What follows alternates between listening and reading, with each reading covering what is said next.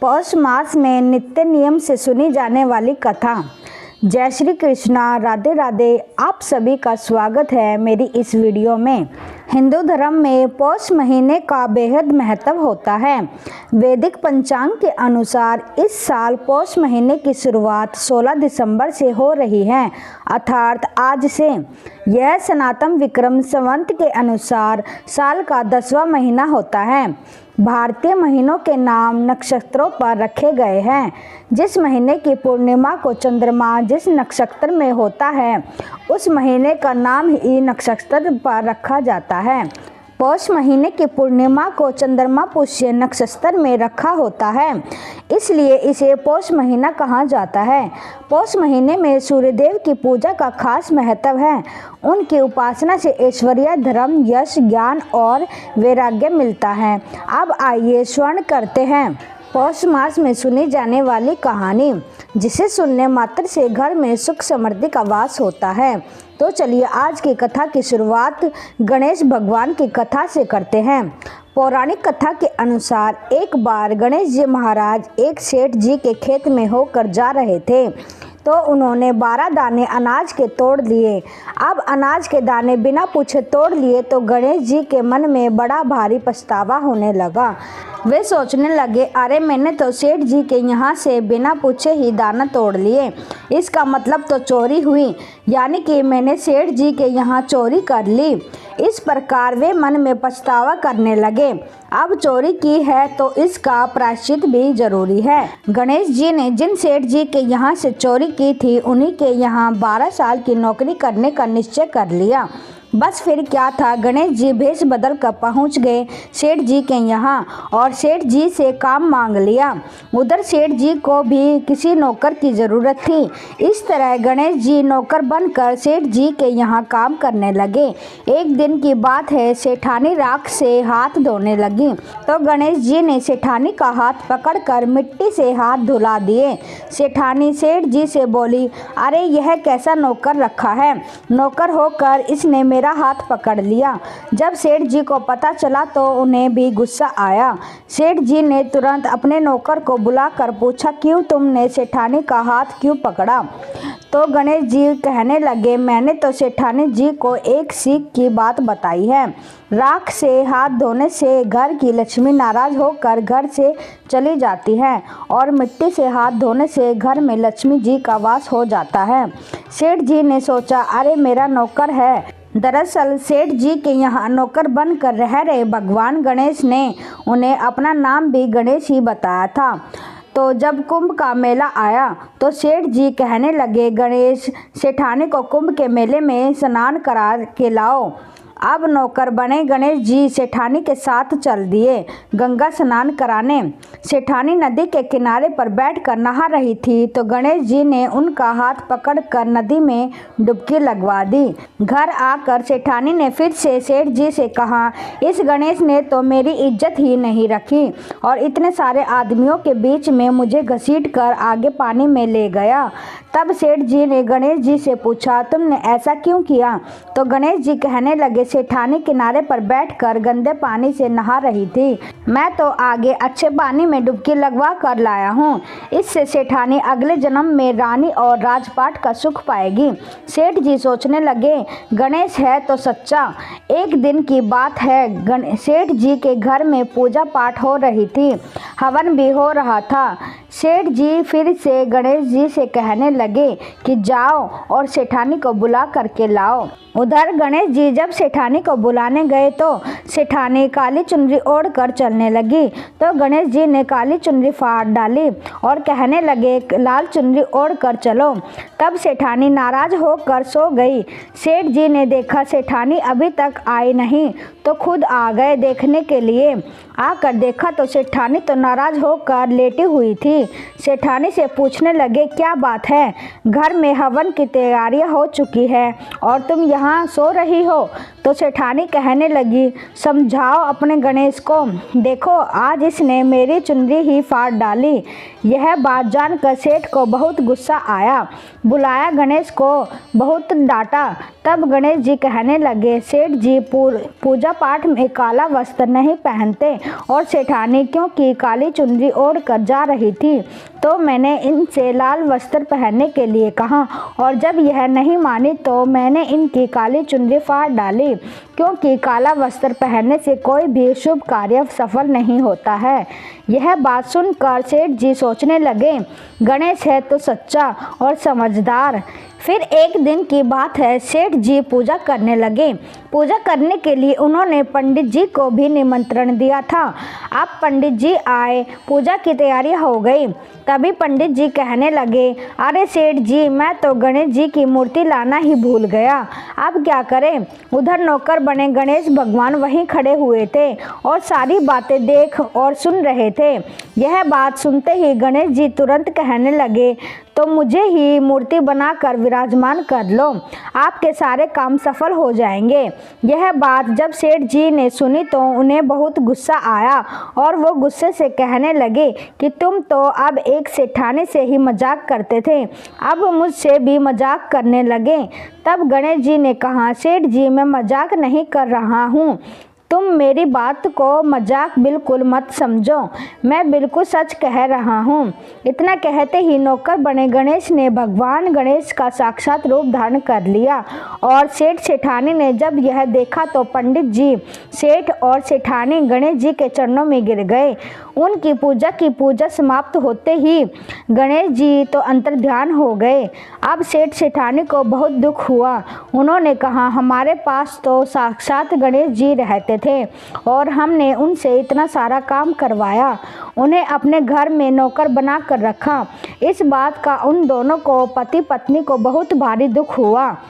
अब दोनों पति पत्नी रात दिन इसी चिंता में रहने लगे। जब गणेश जी ने उनकी चिंता देखी तो एक दिन सपने में उन्हें दर्शन देकर कहने लगे, सेठ जी आप बिल्कुल भी परेशान मत होइए, एक बार मैंने आपके खेत से अनाज के 12 दाने तोड़ लिए थे, उसी का दोष मेरे सिर पर लग गया था और वही दोष उतारने के लिए मैं आपके यहाँ नौकर बनकर 12 साल तक काम किया। अब आप दोनों बिल्कुल भी दुख मत करो। ऐसा कहकर भगवान गणेश अंतर्ध्यान हो गए। उधर गणेश भगवान की कृपा से सेठ जी के यहाँ करोड़ों की माया हो गई। उनके घर में सुख संपत्ति और धन के भंडार भर गए। हे गणेश जी महाराज, जैसा सुख जैसी धन दौलत आपने सेठ जी को दी वैसी सबको देना। इस कथा को कहते सुनते और हुक्कारा भरने वाले सभी को और उनके सब परिवारजनों को भी देना। अब आइए श्रवण करते हैं सूर्य देव की कथा। देवलोक के शिल्पकार विश्वकर्मा की एक पुत्री थी जिनका नाम था संज्ञा। वह दिन भर तपती धूप में खेला करती थी। सूर्य की तेज किरणों का जैसे उस पर कोई असर नहीं होता था।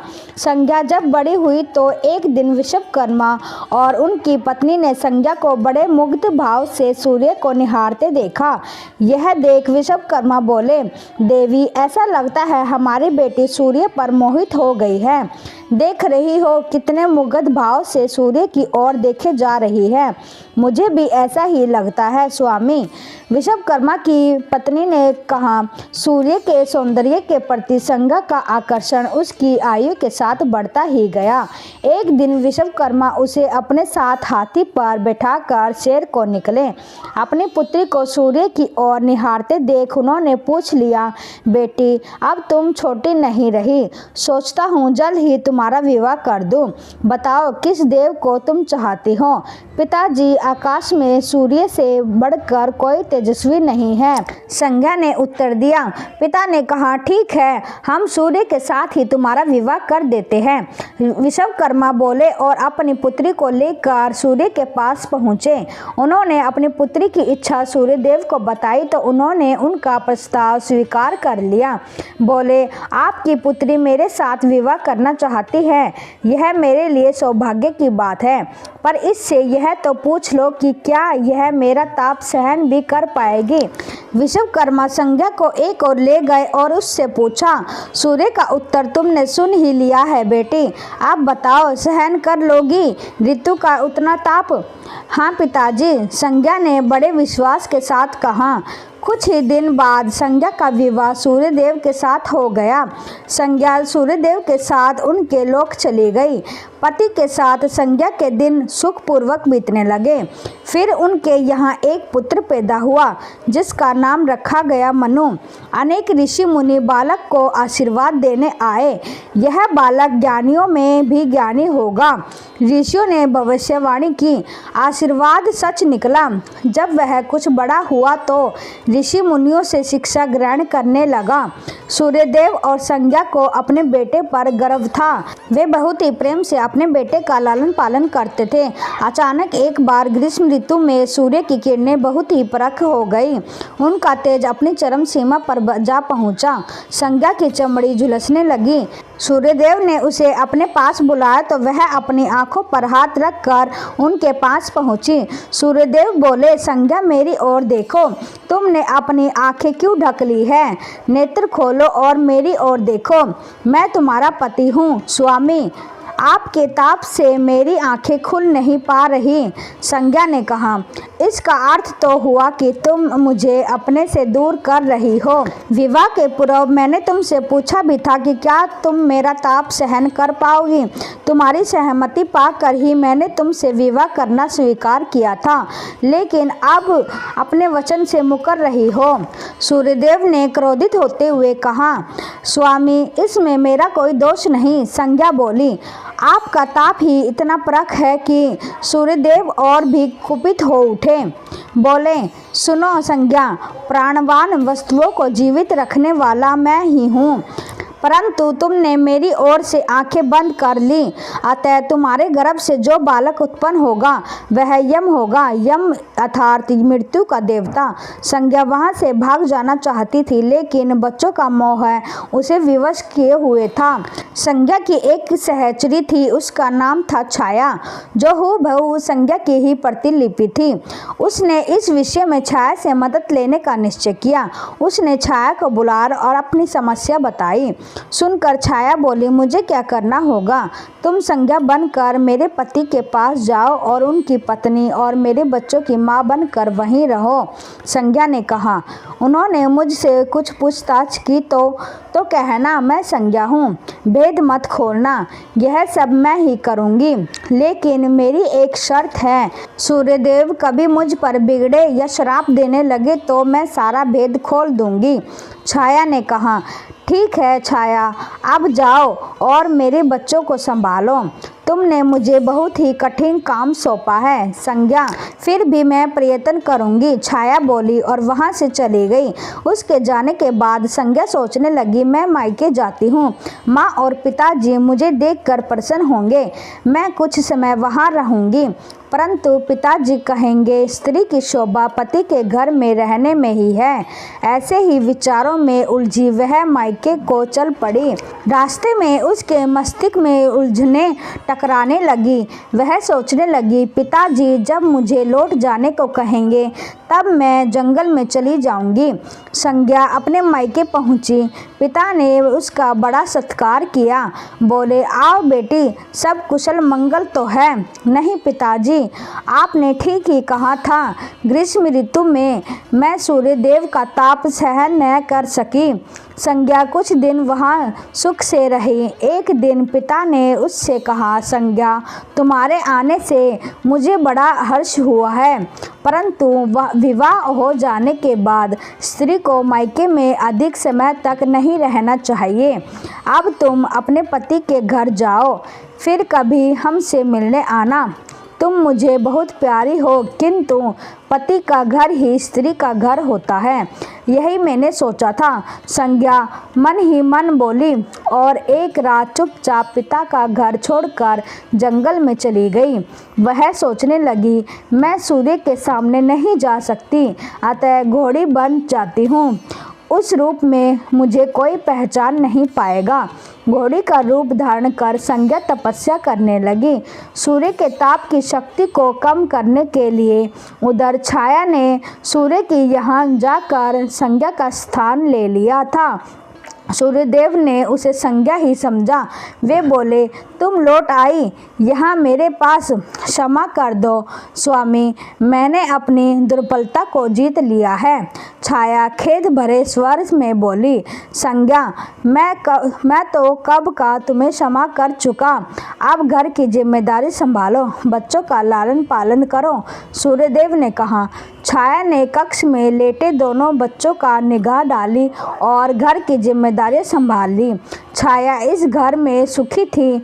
वह प्रायः सोचा करती, बेचारी संज्ञा कितना अच्छा घर त्यागना पड़ा उसे, क्या वह कभी नहीं लौटेगी। समय पाकर छाया को एक पुत्र हुआ। पुत्र पैदा होने के बाद वह कुछ ही चिंतित रहने लगी। मुझे यही नहीं भूलना चाहिए कि मैं संज्ञा की छाया हूँ। छाया ने एक पुत्र और पुत्री को जन्म दिया। अब छाया का व्यवहार बदलने लगा। वह अपने बच्चों से तो प्रेम करती थी, लेकिन संज्ञा के बच्चों को ताड़ने और उनके साथ दुर्व्यवहार करने लगी। मनु ने तो विमाता के व्यवहार को नज़रअंदाज कर दिया, लेकिन यम को उसका व्यवहार खटकता रहा। माता छाया का यमुना बहन के साथ ऐसा व्यवहार करना उचित नहीं। वह अपने बच्चों के साथ तो कितना अच्छा व्यवहार करती है, हम भाई बहन से नफरत। एक दिन तो हद ही हो गई। छाया ने यमुना के बाल पकड़े और उसे डंडे से पीटते हुए बोला, कमबख्तों, मरते भी तो नहीं, मर जाओ तो मेरा पीछा छूटे। जब छाया देर तक यमुना को पीटती रही तो यम से न रह गया। उसने जाकर छाया का हाथ पकड़ लिया और गुस्से से बोला, बस माता, अब तुमने यमुना पर हाथ उठाया तो मुझसे बुरा कोई ना होगा। अच्छा, तेरी इतनी हिम्मत, मुझे धमकी देता है। ठहर, आज मैं तेरे पिता से इसकी शिकायत करूँगी। छाया क्रोध से सिहर उठी। छाया ने तो इस डर से सूर्यदेव से शिकायत नहीं की कि उसका भेद उजागर न हो जाए, लेकिन यम और यमुना ने तंग आकर अपने पिता से उसकी शिकायत अवश्य कर दी। पिताजी, यह स्त्री हमारी माँ नहीं है। यम ने कहा। हाँ पिताजी, पुत्र माता से विमुख हो सकता है, परंतु माता की ममता कभी कम नहीं हो पाती। यमुना भी बोल उठी, मैं देख लूँगा, तुम जाओ, डरो नहीं, सब ठीक हो जाएगा। ऐसा कहकर सूर्यदेव ने बच्चों को धैर्य दिया, लेकिन बच्चों के जाते ही वे सोच में पड़ गए। बच्चे ठीक ही कहते हैं, यह अवश्य कोई मायावी है। सूर्यदेव गुस्से में भरकर छाया के पास पहुँचे और उसके केश पकड़कर झकोरते हुए बोले, सच बताओ तुम कौन हो, अन्यथा मैं तुम्हें कठोर दंड दूंगा। ठहरिए स्वामी, भय से कांपती छाया बोली, मैं संज्ञा की छाया हूँ।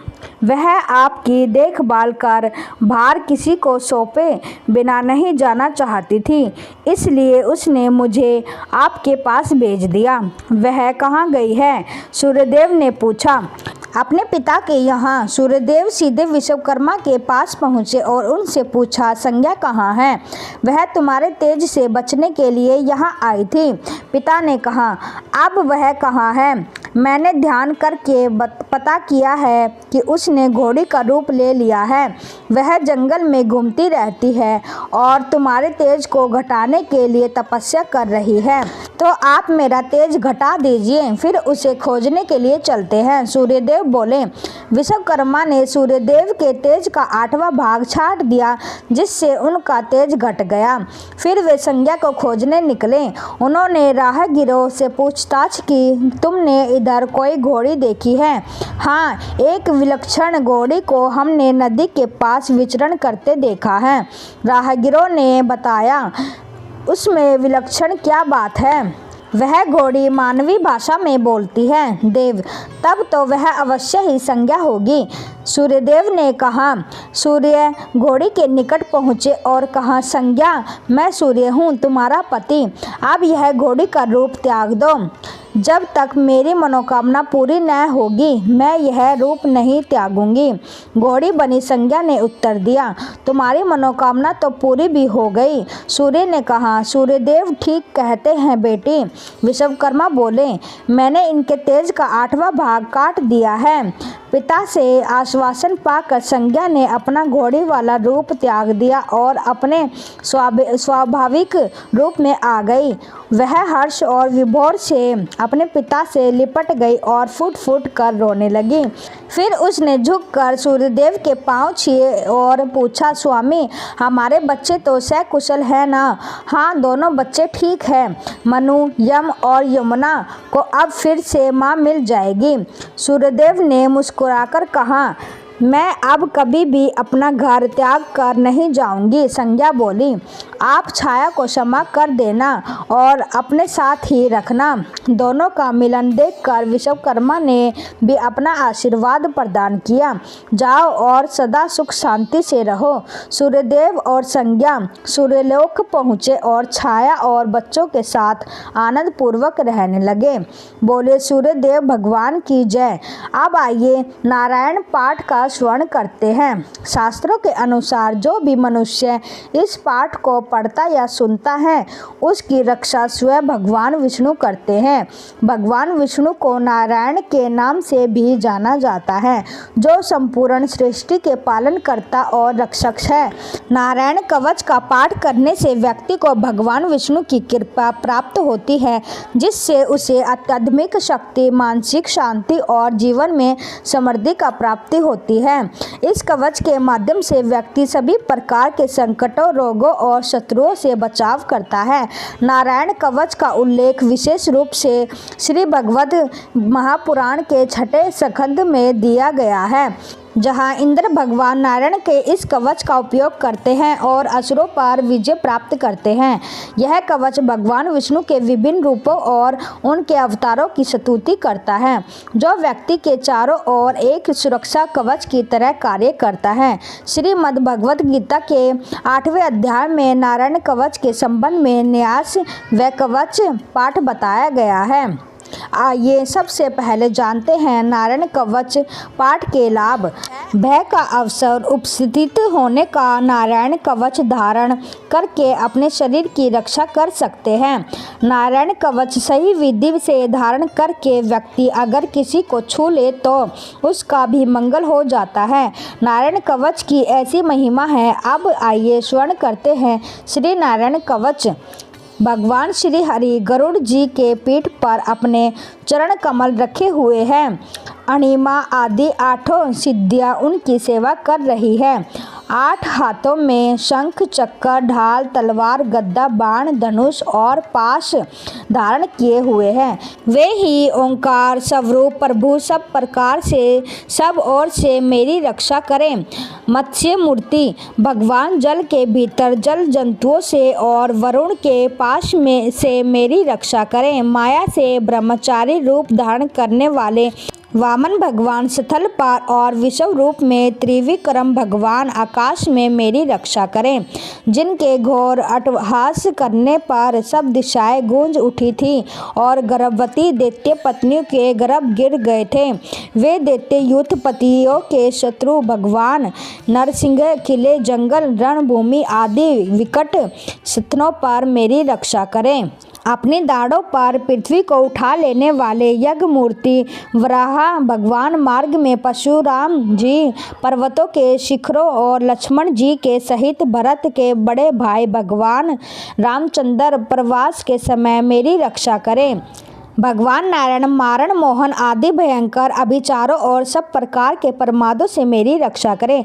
ऋषिशेष नर गर्भ से योगेश्वर भगवान दत्तात्रेय योग के विघ्नों से और त्रिगुणाधिपति भगवान कपिल कर्म बंधन से मेरी रक्षा करें।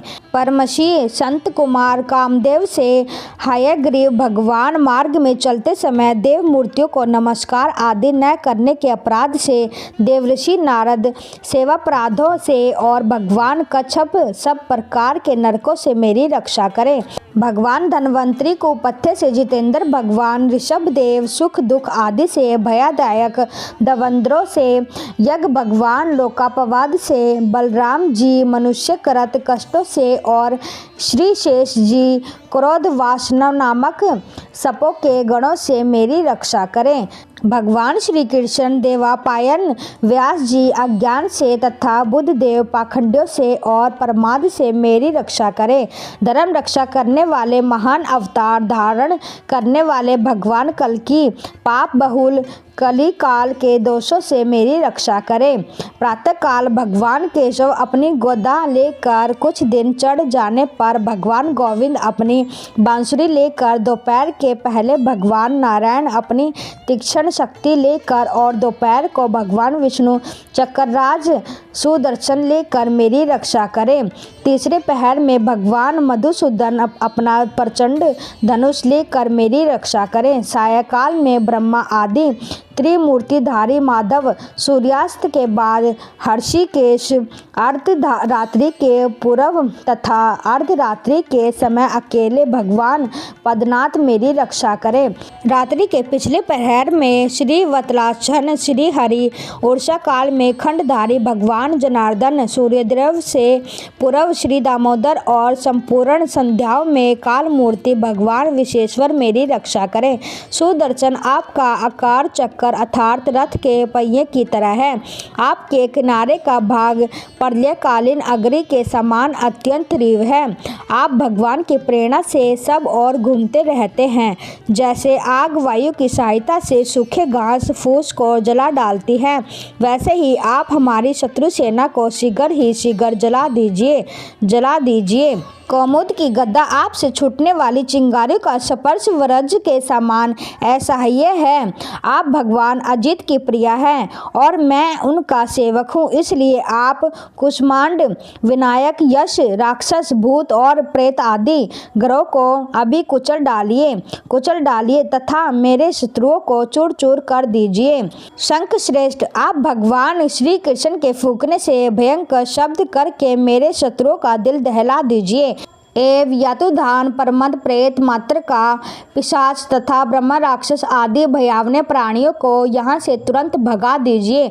भगवान की श्रेष्ठ तलवार आपकी धार बहुत तीक्ष्ण है। आप भगवान की प्रेरणा से मेरे शत्रुओं को छिन्न भिन्न कर दीजिए।